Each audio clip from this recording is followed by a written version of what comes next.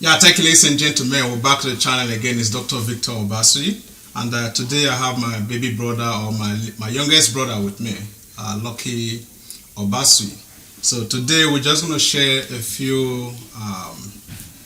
a short clip of our journey so far, coming from Nigeria, and trying to find our feet still in Canada. The general consensus or the general belief back home is that as soon as you come in, within 2 or 3 months, you're already on your feet, and you're able to send enough money home to build houses or buy cars or probably enrich your family. How far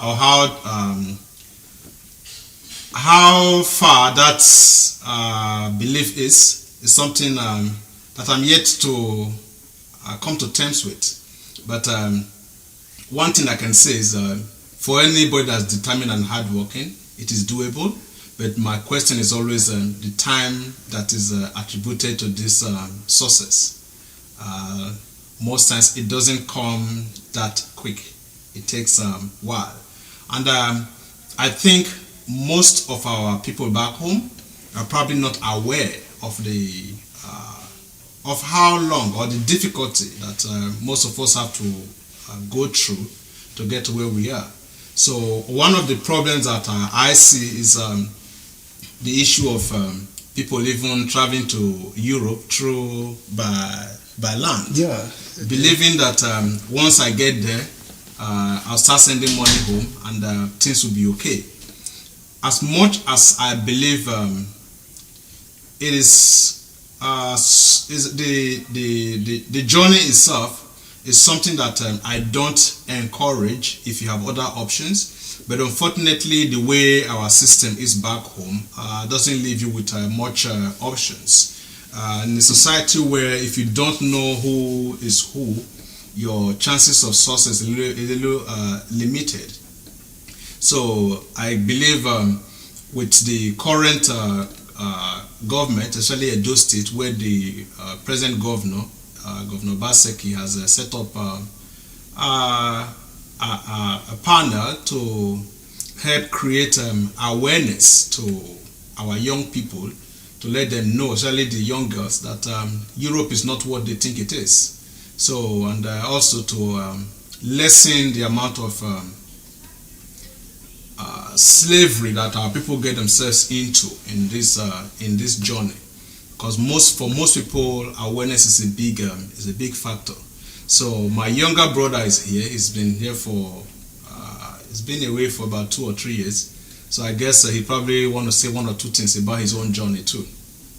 Yeah, thank you very much, big brother. I think it's really it's really a great time being able to just share reflect on our journey and be able to share our experiences and be able to encourage, inspire somebody out there. Just like you mentioned, coincidentally, after a couple years I've been in the US, and after a few years, I decided to get back home to go see things for myself, just to have an update on how things are going.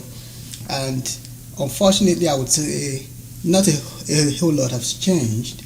And I wouldn't be surprised why the exodus, you may call it, of a whole lot of young people exiting the country and trying to look for better options outside of the shores of home country. And again, it's also important to add that it doesn't necessarily amount to an automatic success. That is, once you've crossed the borders of Nigeria into Europe or North America, as the case may be, that it's going to translate to automatic success. I think Big Brother should be able to attest that there may be some other persons who would have been here way longer time, and it's still a difficult thing for them to be able to get things together in the sense of being able to come to that place of achieving or realizing the original purpose that got them out of in the first place.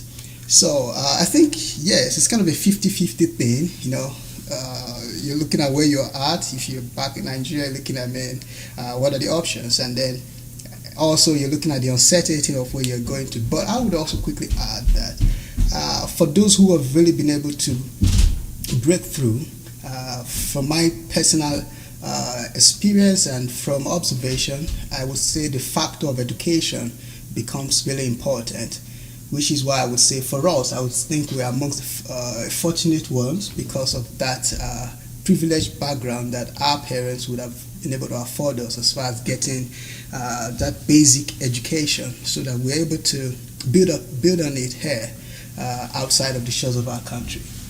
So for me, I think that's the big factor as far as what makes the difference between those who get to really make it, and then also the big factor about how the timing, as far as how you're able to get to that realization of the purpose that got you out of the country in the first place.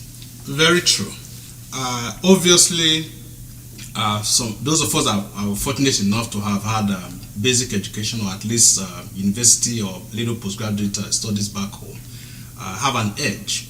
But again, those that didn't go to school at all, there's also the option of adult education. So if you are willing to sacrifice the time, in the Western world, there are options that one can explore. Again, it's not only education that probably takes you to where you're going. There are crafts that people can learn.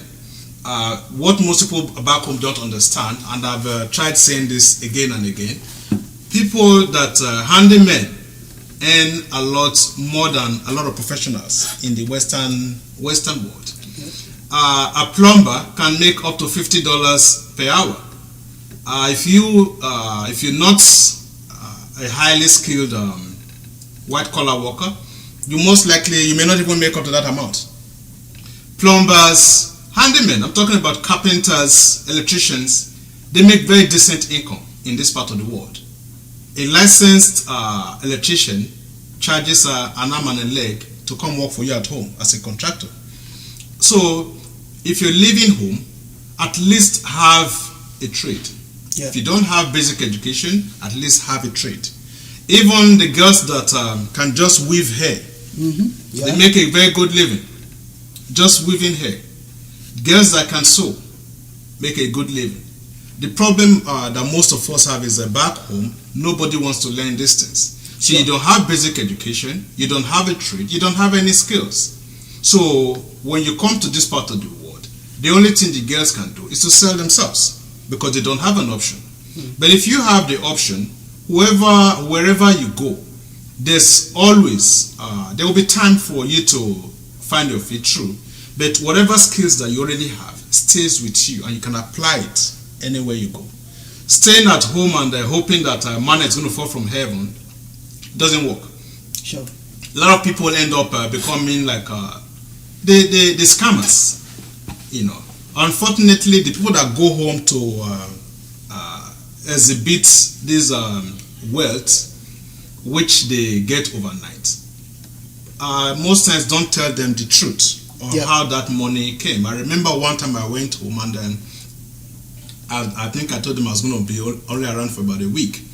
And somebody was like, look, how come you can't stay and spend up to 6 months? The other person's, your other nephew, every time he comes, or your other cousin, every time he comes, he spends 6 months, sometimes 8 months. The first question that I asked was, have you ever asked him how he gets his money? Even as a business owner, I cannot afford to leave my business for 6 months. Yeah. As an employer of labor, I can also not give any of my employees 6 months off 6 months vacation at a time. Vacation, what kind of vacation is it? So either way, that by itself tells you that something is wrong.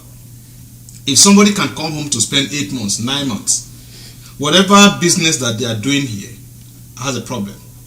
Even if they tell you they own the business, something is not right.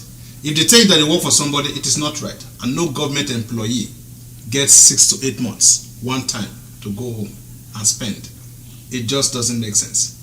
So we have to also learn to ask ourselves questions sometimes when you see people exhibit unusual wealth.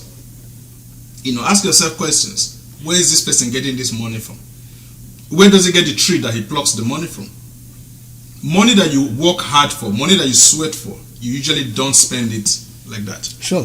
Yeah, just to quickly add add to that, I think that's actually the challenge with our society at this time, and the wrong examples that some other people get exposed to, and definitely some of these people, just like he's mentioned, tend to trigger this anxiety. I mean, if you see somebody showing off a whole lot of wealth, and you think, man, I mean, it's pretty much going great for these guys out there, and obviously every other person wants to be like this other person. But I think also, just like he's mentioned, that's where the right examples become very important. And also, just to quickly also add, as far as the skills thing, I mentioned about the education thing earlier, basically as an important equipment for somebody who's looking to move out to get better options abroad. Yeah, the issue of skills is also very, very important. I remember the first time I tried to have a haircut. That was back when I was still in the US. And when I got into the barbering salon, and the guy who was going to cut my hair told me the charge for my haircut, I was almost like, are you kidding me? I'm going to pay about $20, which is going to be translated. Usually, I mean, for a first timer, you have a way of always doing your calculation when they tell you the price for whatever service or product you're getting. So for the service of a haircut, and then whenever I did my translation, I was looking at about averaging 5,000 to 6,000 naira in my local currency, and I'm like, gosh, are you kidding me? I would never pay that amount to just have a haircut. I just recently, the other day, I was trying to take a passport photograph for an important documentation I was doing, and whenever I was told the amount for a passport photograph again, I'm like, gosh, am I going to pay? You're kidding me? I'm going to pay about averaging 10,000 naira for 2 copies of passport photographs. And then I began to ask myself, but back home, these are areas that are really trivialized, and people you don't want to get into them, or people hardly get into those areas because, I mean, they're not money spinning. But put a contrast, or ironically, in this part of the world, these are the areas where, I mean, just like he mentioned, people get a really good, decent money. So I would also really say that the fact that getting a skill before getting out can't be overemphasized. It's really important. So whether it's in the area, whether it's in haircut, whether it's hair making, whether it's photography, I mean, it's really important to get something handy, and that's really going to be something that can also give you a good footing, and that could not make you resort to what other vices that some other people would have to resort to by the time they get out here and they find out that, well, I mean, what they've taught has failed. Most times, I believe if you have these little skills, it puts you in a situation where at least you're able to take care of yourself. The most important thing is having a roof over your head and something to eat. A hungry stomach can drive you to do things that you probably wouldn't want to do. If you have these little skills, and in the period where you're still trying to settle, at least that will take care of your basic needs. Then you're not confined to taking to crime in order to survive, because a lot of people tell you that is the only means of survival. No, it is not. There are so many other things that you can do that will at least put food on your table, and then you don't have to resort to crime. Unfortunately, in the Western world, to the best of my knowledge, once you have been convicted of any crime, your chances of getting to the top is very, very slim. Very slim. As a professional, the very first thing they ask you is, do you have any criminal record? If you lie about it and it's discovered later, it even makes your case worse. So you want to you don't want to put yourself in that situation where your back is against the wall. So I believe before you leave the country, if you know you don't have education, at least have a trade. Learn the trade. Have some skills. Those are things that you can always fall back on when the going gets tough. At least until you find your feet. Then even when you come to the Western world, try and get basic education if you didn't have one before you left home. it will help you. Manna does not fall from heaven.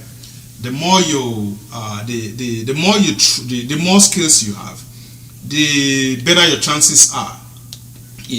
And that whole idea of John has 20 houses. What are you still waiting for? Families back home should learn to understand that everyone is different. Sure. Stop comparing Peter to Paul. Paul's time will come. They said there's time for the rainy season. There's also the dry season. They both have their advantages. So Peter's time and Paul's time may not necessarily be the same time. So do not push your kids into crime. A lot of people resort to crime because of the pressure from back home. So those of us back home, should also learn to be patient. The time will come, but don't rush it. Thank you. Yeah, for me, on the final note, I just say it's very important to get decided on where you're going. And if you pretty much have concrete goals, you know you don't want to get distracted. And once you have your goal set, you want to set out basic steps on how you want to reach that goal. So people who come here with decided on what they're going to do, pretty much don't have to get distracted, because some other persons come here and by the time they've seen the luxury of what's around them and they get carried away, and before you know what's happening, they just fit into society and just want to just be like every other person. But if you come here with a clear-cut goal on what you want to achieve, what you want to do with your life, I think it pretty much makes things easier, because they say failing to plan indeed is planning to fail. So have a plan and stick with that. And keep good company. The company you keep when you come into the country makes a huge difference. Thank you, ladies and gentlemen. Again, is Dr. Victor Obasuyi, and my co-host has been Lucky Obasuyi, my baby brother. Thank you, guys, and Thank you. We'll see you next time.